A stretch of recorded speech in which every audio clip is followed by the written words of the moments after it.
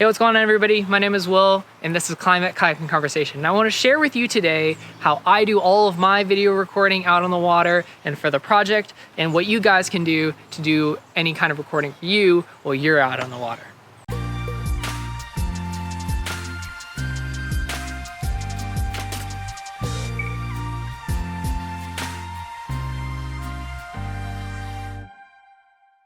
Since I have all this time off the water, I wanted to share with you guys generally my process of while I'm on the water. And so today I wanted to cover footage, camera work, and battery management. So when I'm out on the water, I use a GoPro Hero 8, which is what I'm shooting on right here. And it is a phenomenal camera that is great for almost any condition. Now with GoPro Hero 8s, as well as a few of the previous generations, the cameras themselves are waterproof, which is great for when I'm out on the water. That is one thing that I don't have to worry about. However, one thing that I do have to worry about is if I want to plug an external microphone into it, then it starts to have some issues when it comes to waterproofness. Now, on this GoPro here, you can plug an external mic into it, but you do have to open up the side flap to then plug in your mic adapter to then plug in your external mic. For me, I use a Rode VideoMicro and it does pretty well with audio. But if I want to be able to have that plugged in when I'm out on the water, then that can produce some serious issues, especially if the wind is really high, or even more so if that's kicking up some water on it, or I'm moving pretty quickly, then water could get into my camera there, which is a no-go. One thought I was having that might be able to solve this is GoPro did just come out with the media mod for the GoPro Hero 8. And so I did some digging and unfortunately it is not weatherproof at all. I was hoping that that was going to be the solution to this problem of having to have the side door open for then the mic attachment. But unfortunately it's not. Now when I have the GoPro attached and I'm filming out on the boat, what I'm using to film on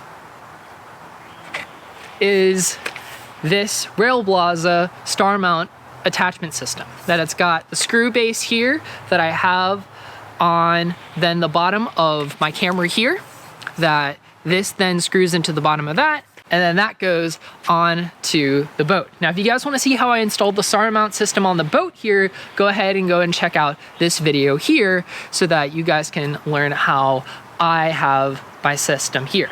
Now in addition to having my GoPro, if you guys follow my project online, climatekayakinconversation.org, I also have a documentary side to this project. And this project is all about me filming stories of how the coast has changed over time. So I wanted to have a second camera. And so then this camera here is a Nikon D7200, which is kind of my go-to nature and wildlife photography camera. But then it's also what I do a lot of my filming on for my interviews as well. So I have that second camera, which is really great for filming these documentaries, but that is 100% not waterproof. It is weatherproof, but not waterproof. Now for storage, I have a Pelican case that I store all of my equipment in. My cameras, my microphones, and maybe even some extra cables and batteries. Now, being out on the water, you have to make sure everything stays dry. For that, I've got multiple sizes of dry boxes, dry bags, as well as my Pelican case that I was talking about. But then even within that, it's good to have basically safety backups when it comes to waterproofness. So specifically when it comes to my storage, both of my cameras here have SD cards. My Nikon D7200 does a standard SD card, and my GoPro is a micro SD. When it comes to storage, I use this Husky SD card case. Now though, what it allows me to do is to store my SD cards inside a case with a nice seal on that. It's good to have plenty of extra SD cards because you never know how much film you're gonna fill up. Especially when I'm filming on my GoPro here, I'm shooting at the 2.7K resolution, which produces a ton of data. Currently I record on a 128 gigabyte micro SD, but then I have additionally another 64 gigabytes of storage. Now for my Nikon, I don't need nearly as much footage storage space because I'm filming only at 1080p versus the 2.7K. On top of that, Now I only use my Nikon for my interviews versus my GoPro I use for both my interviews as well as all of my action out on the water. Now there are times that wherever my Railblaza cannot reach around to, I want to find some ways to get some extra angles. Now when it comes to trying to get some of the angles that maybe the boom pole can't reach, that's where these guys start to come in. So this is just one of these Joby little adjustable tripods, which then allows me to wrap around bars or to wrap around pretty much anything. But there are significant limitations that you only can get this high off. But on top of that, I have another Ulanzi tripod here that has some really cool things. Now this one specifically has a ball head on it, but then it's got fold out legs, but my favorite part of it, it also has a small amount of telescoping in it, which you might not think that that's that big of a help, but if you're sitting down at a table recording with it low, really doesn't help with that angle, but raising up just that little bit helps a ton. Especially then if you want to do some vlogging, having that little bit of extra angle then can really help out with that. Now we talked about cameras and we've talked about storage. The last thing is batteries. Batteries is really important when you're out on the water, and especially when it's hot outside, those batteries can drain really quickly.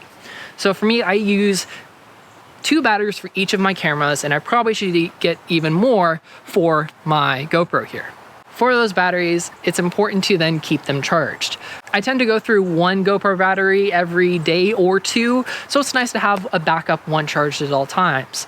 So for me, what I end up doing then is I have battery packs that I use to then charge up my batteries at the end of the day. I really don't like to charge my batteries when I'm out on the water, because then that means my battery packs are then being charged inside a dry box, which is then a major safety hazard. So I like to then pull them out of the dry boxes at the end of the day, plug them up so they're charged overnight, so I'm ready to go the next day. Alrighty guys, so that is how I film all of my footage when I'm out on the water there.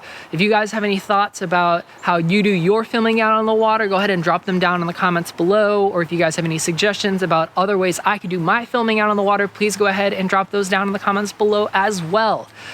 I cannot wait to see your guys' footage, as well as sharing some more of my footage when we all get back out on the water there. So that's all from me today, guys. Thank you guys so much, and I'll see you guys out on the water.